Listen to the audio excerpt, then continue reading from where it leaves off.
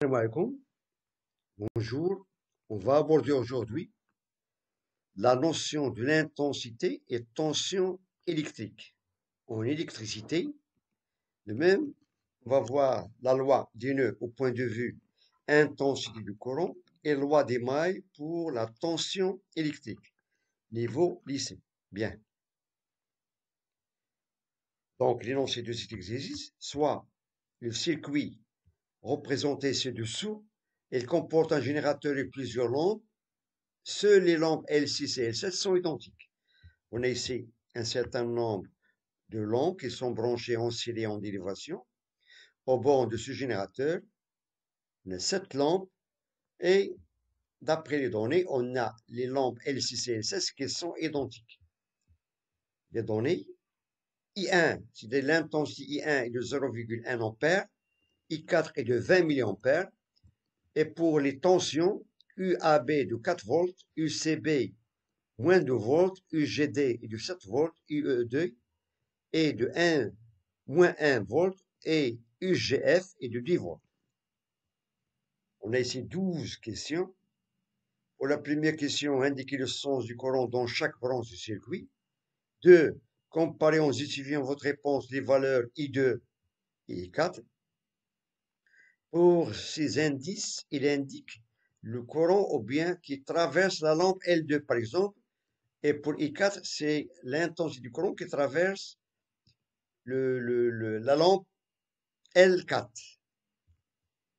Troisièmement, écrire la loi des nœuds au nœud A.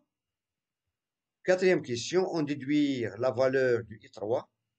5. Indiquer sur le schéma du circuit l'emplacement de l'ampèremètre pour mesurer l'intensité I3. Et la dernière question pour l'intensité, c'est de calculer les intensités I5, I6 et I7. Bien.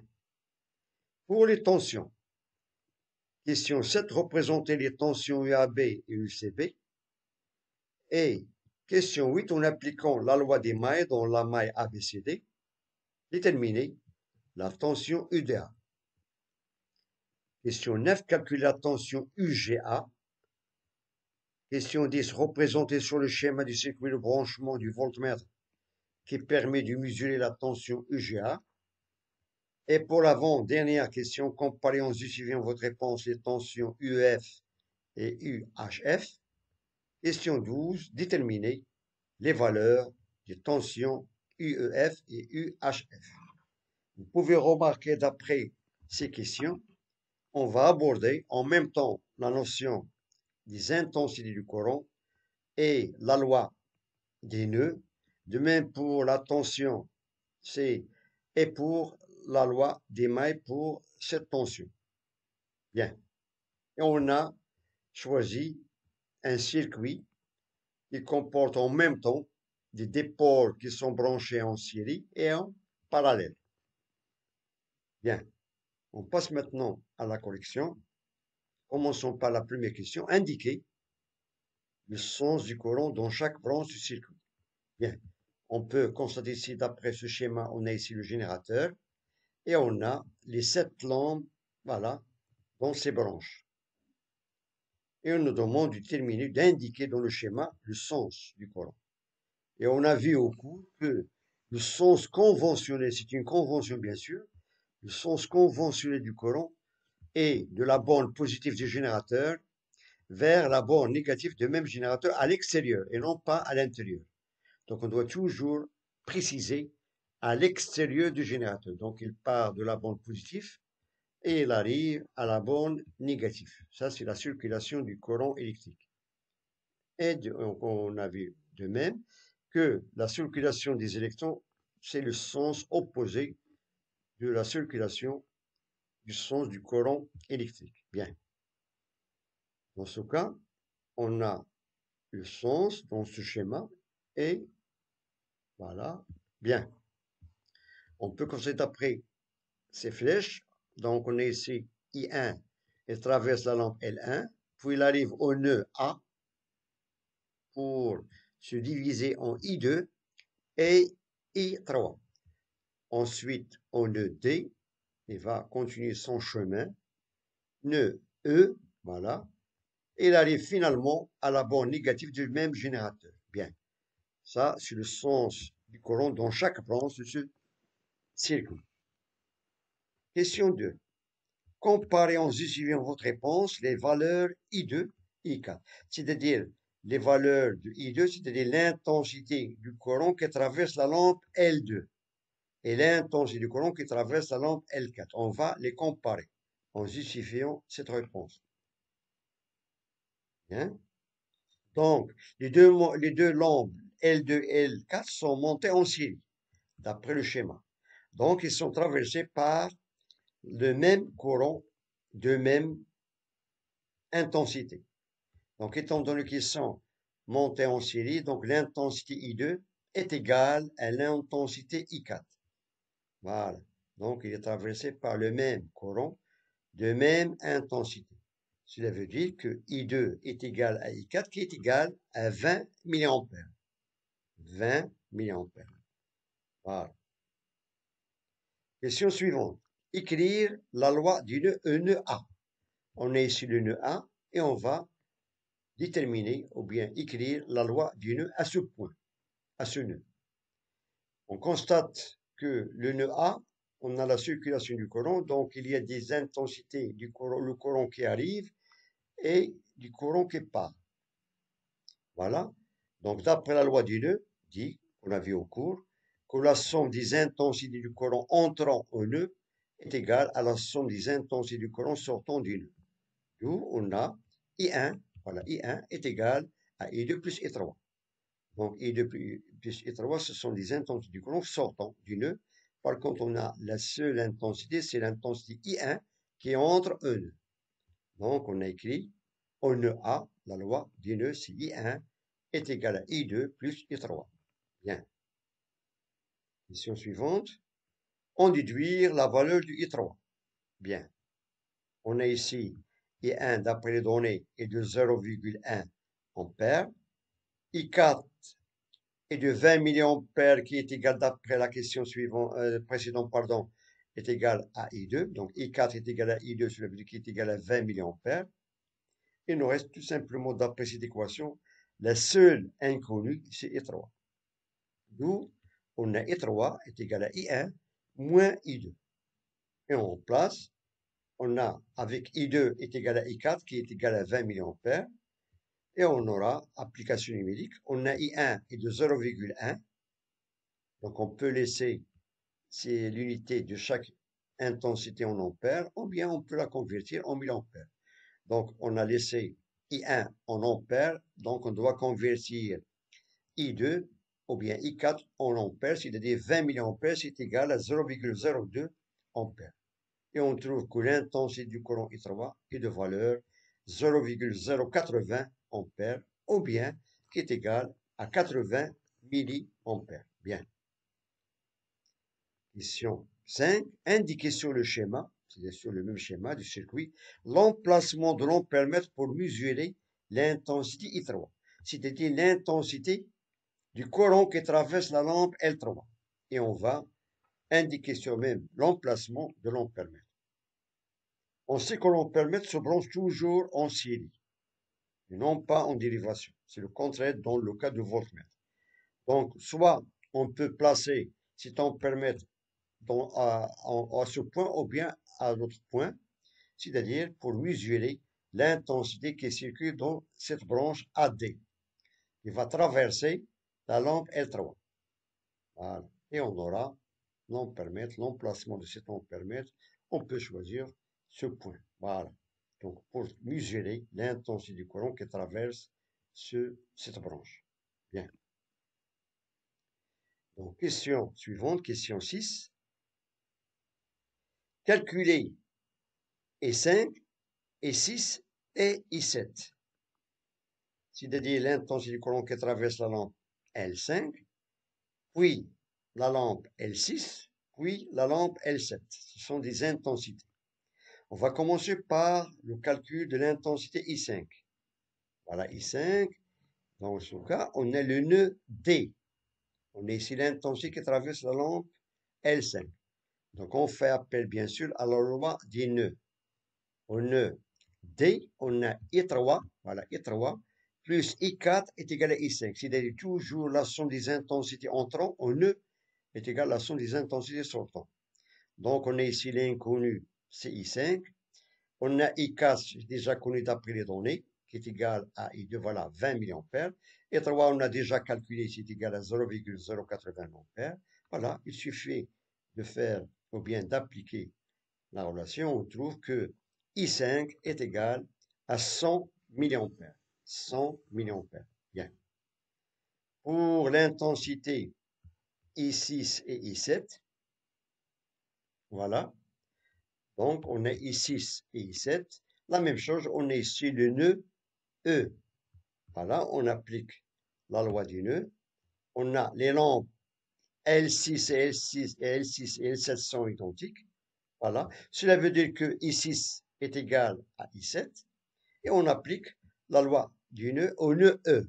On a I5, le courant qui entre au nœud A. Voilà, l'intensité du courant qui traverse cette lampe L5, il va arriver au nœud E, pardon. Il va être divisé, voilà, I6 et I7. Et on aura I5 est égal à I6 plus I7. Étant donné que ces deux intensités sont égales, pourquoi? Parce que les lampes sont identiques. Et on aura, voilà, I6 est égal à I7 qui est égal à 50 mA. C'est-à-dire, on a I5 divisé par 2. 100 divisé par 2, ça fait 50 mA. C'est-à-dire ces intensités sont égales. Pourquoi?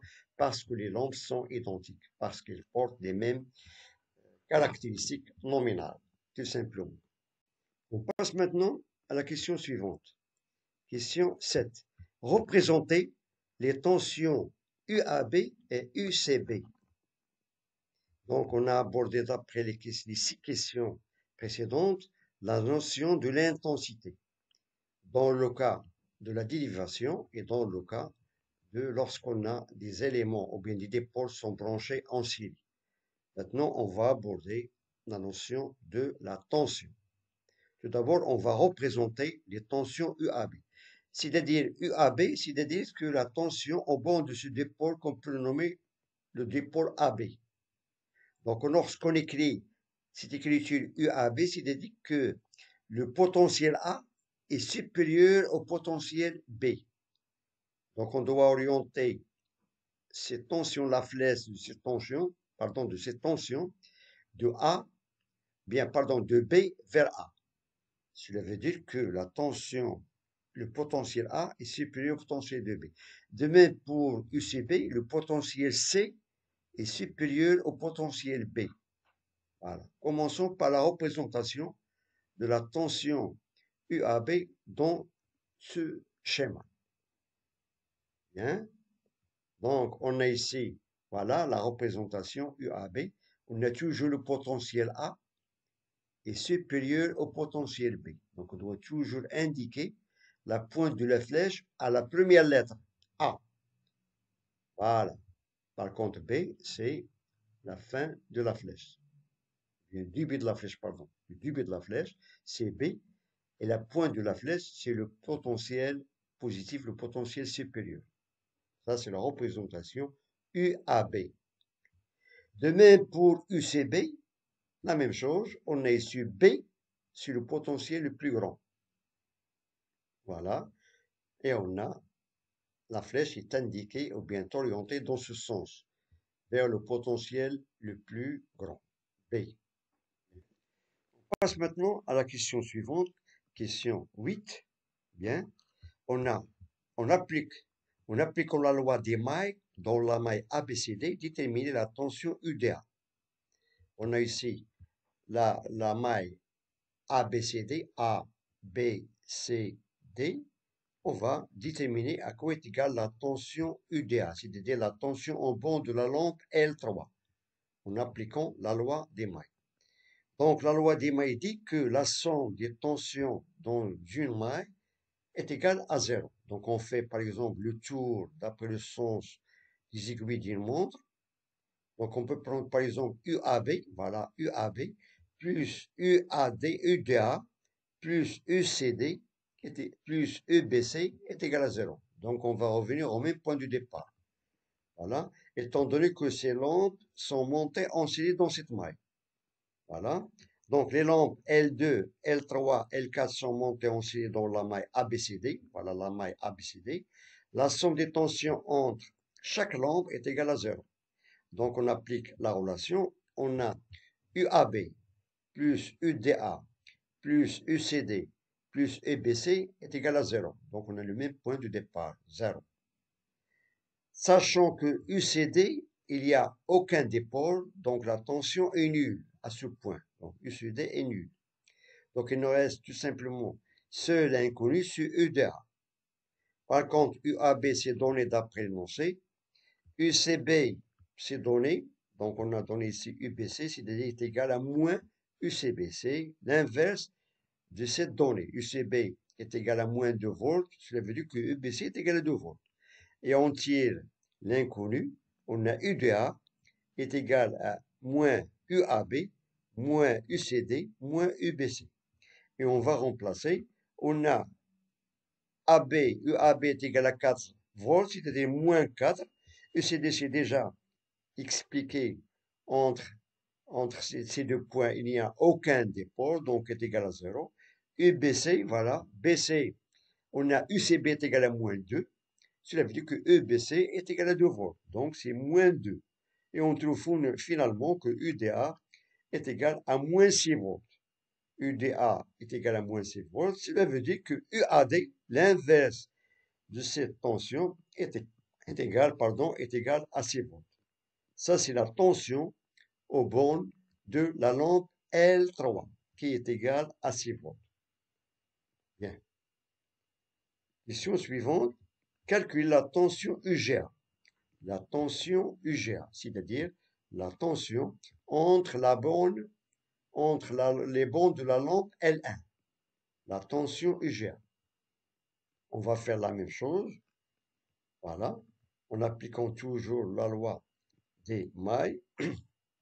On sait que UGD est égal à UAD plus UGA. Donc, UGD, voilà, UGD est égal à UAD plus UGA. Donc, UGD, voilà. Donc, on peut prendre, par exemple, la flèche. UGD est égal à UAD plus UGA. Et on tire, on a UGA est égal à UGD moins UAD. UGA est égal à UGD moins UAD. Et on va remplacer. On a UGA, c'est 7 moins 6 volts. Pourquoi? Parce que UGD d'après l'énoncé est égal à 7 volts et UAD est égal, voilà, UAD, j'ai déjà calculé précédemment, est égal à 6 volts. Car il nous demande, d'après la question 8, de calculer UDA. Et on a calculé UAD, c'est-à-dire l'inverse, c'est égal à 6 volts. Donc on trouve que UGA, c'est-à-dire la tension en borne de la lampe L1 est de valeur 1 volt. Et de valeur 1 volt. Bien. Question suivante, question 10. Représenter sur le schéma du circuit le branchement du voltmètre qui permet de mesurer la tension UGA. Donc on veut déterminer cette tension qu'on a trouvée tout à l'heure d'après la question 9. Et nous demande comment on va brancher le voltmètre pour mesurer cette tension. On a vu tout à l'heure d'après la question précédente que pour brancher l'ampèremètre, on le branche toujours en série avec le dipôle dans la branche indiquée. Et pour mesurer la tension en bande d'un dipôle, on doit le brancher en dérivation. Donc pour déterminer la tension en bande de la lampe L1, c'est-à-dire entre la branche A et G, on va le brancher de cette façon. Voilà. De telle sorte qu'on va respecter les bornes. On est ici la borne positive, toujours reliée à la borne positive du générateur. Bien. Et comme à la borne négative du même générateur. Ça, c'est le branchement de ce voltmètre pour mesurer la tension UGA. Bien. L'avant-dernière question, question 11. Comparez en justifiant votre réponse les tensions UEF et UHF. IEF, voilà, et UHF. Sachant que entre H et E, il n'y a aucun dipôle. Cela veut dire que la tension est nulle. Donc on peut coïncider ce point H avec le point E. Voilà. Cela veut dire que les deux longues sont montées dans ce cas en dérivation. Étant donné que ce sont des longues qui sont identiques, ils vont avoir même tension. Voilà. Donc on aura UEF est égal à UHF. Les longues sont identiques, ils sont montées en dérivation. Ça, c'est la comparaison de ces deux tensions. Car les longues sont identiques, ils sont montées en parallèle ou bien en dérivation. Il nous reste maintenant la dernière question. Question 12. Déterminer les valeurs des tensions UEF et UHF. Étant donné qu'ils sont égales, on nous demande de déterminer à quoi est égale la tension UEF ou bien la tension UHF. Bien. Donc, un peu de réflexion.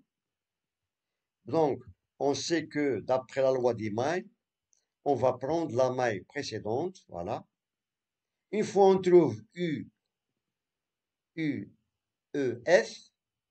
automatiquement, on va conclure à quoi est égale la valeur de UHF. Donc, on fait appel à la loi des mailles, qui dit que UGF plus UAG plus UDA plus UED plus UFE est égal à 0.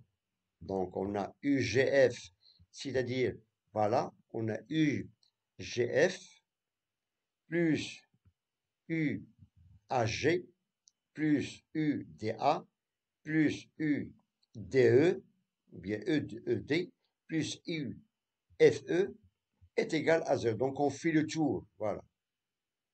Donc, je vais recommencer. On a UGF, voilà.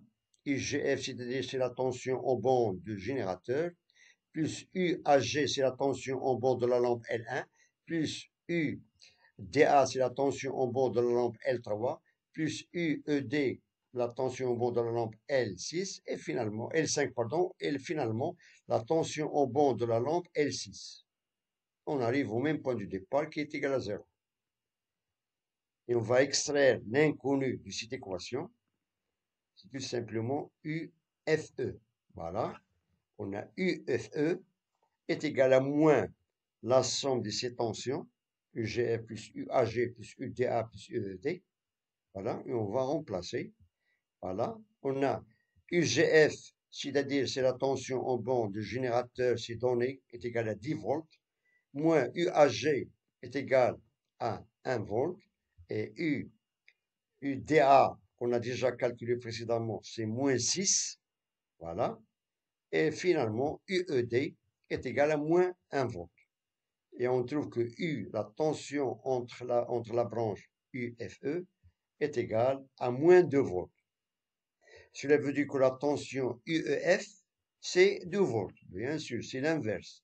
Donc, lorsqu'on inverse, c'est-à-dire la tension, on trouve l'opposé. C'est 2 volts, qui est égal, étant donné que les deux longues sont identiques, d'après la question précédente, c'est-à-dire que la tension UHF est égale à la tension UEF. Voilà, tout simplement. Donc, ils ont même tension parce qu'ils sont branchés en dérivation et d'après les données, ils sont identiques. Ils ont même caractéristiques nominales. Voilà. Donc, j'ai essayé de donner des exemples pour différencier entre la tension et l'intensité et comment on peut appliquer la loi des nœuds, comment on applique la loi des mailles. J'espère que cet exercice vous donne un petit aperçu sur ces deux notions. Donc, je vous remercie de votre attention. Bon courage et à très bientôt.